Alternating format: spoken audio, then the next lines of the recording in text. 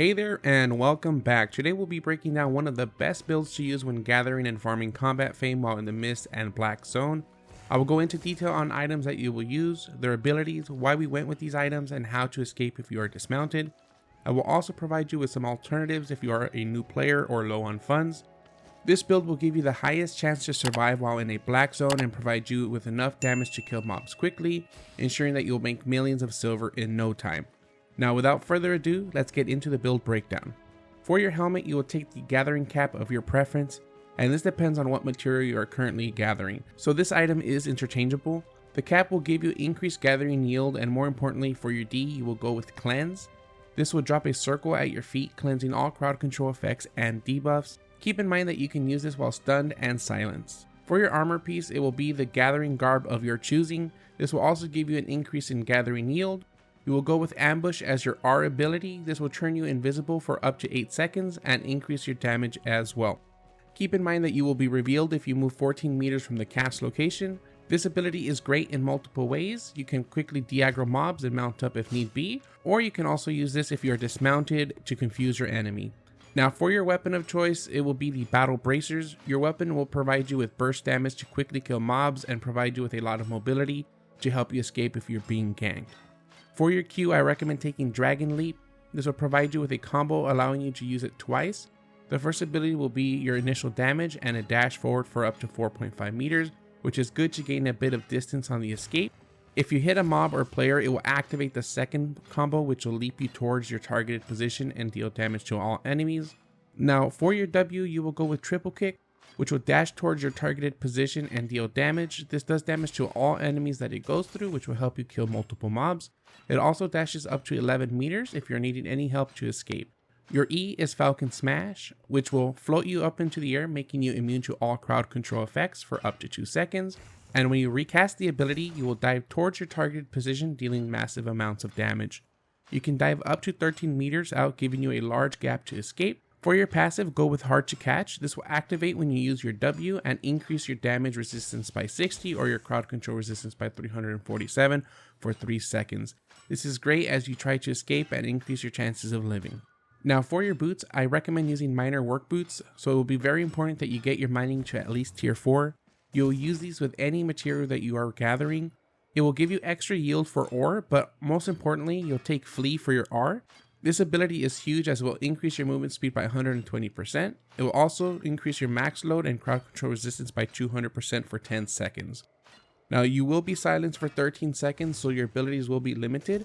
However, you will still have access to your helmet cleanse and your potions. Now let's talk about the cape that you'll be using with gathering. You will go with the Fort Sterling cape because of your passive Untouchable, which will be active when you get stunned, silenced, or rooted. This will cleanse all crowd control effects and debuffs and help you escape. This is essential to your gathering build. Now for your consumables, you will go with tier 7 pork pies for increased gathering yield by 15% and your max load by 30% for 30 minutes. You will also go with an invisibility potion, which will turn you invisible for up to 7 seconds. However, if you use any ability, attack, or take damage, it will reveal you. I will go into detail a bit later on how you want to use your invisibility potion. Now for your mounts, I will give you 2 options that will depend on your economy. The first mount I recommend is a tier 7 Swamp Dragon. The Swamp Dragon is great for an open world and mist gathering since its passive gives you an extra 315 kilograms of carry weight. This means that if you're dismounted, you will keep your carry weight. The Swamp Dragon also has a good amount of health at 1612. One of the best things about this mount is that you'll always have 103% move speed. This is huge since you will not get slowed when getting hit, which will make it harder for your enemy to catch you. The other mounts that you can use if you're a bit low on silver is the Giant Stag. The Giant Stag will also give you a carry weight bonus of 264 kilograms. Your base movement speed will be about 70%, but when galloping, you'll move up to 105%. The mount also has 902 health. Now this mount will die faster than the Swamp Dragon, but it will be a better option than an ox or horse in the mist as well as in the black zone. Now that we've gone over the breakdown, let's talk about how you will escape if you get caught by a ganking group. The great thing about your mount is that it will always be at 103% speed. You might have noticed that other mounts lose their gallop speed when hit, so use this to your advantage. You can run through mobs, which can cause your gankers to pick up aggro as they try to slow you and kill your mount. You will cleanse any initial catch or stun due to your Fort Sterling Cape's passive, which will auto cleanse even if mounted, so look to keep running. If you are dismounted, you will want to use your helmet cleanse to remove any silences, stuns, or crowd control.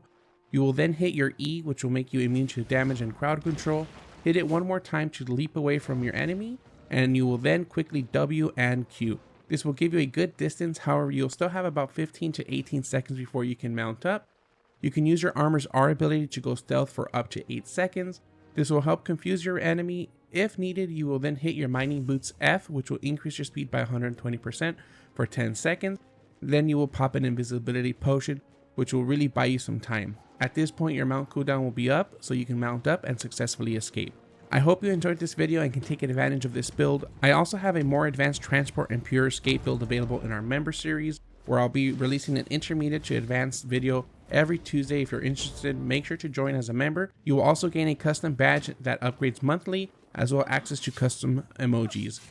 Please make sure to like and subscribe to the channel if you haven't already. I stream every day from 9 AM to 12 PM CDT, which is 2 PM to 5 PM UTC. Swing by and say hello.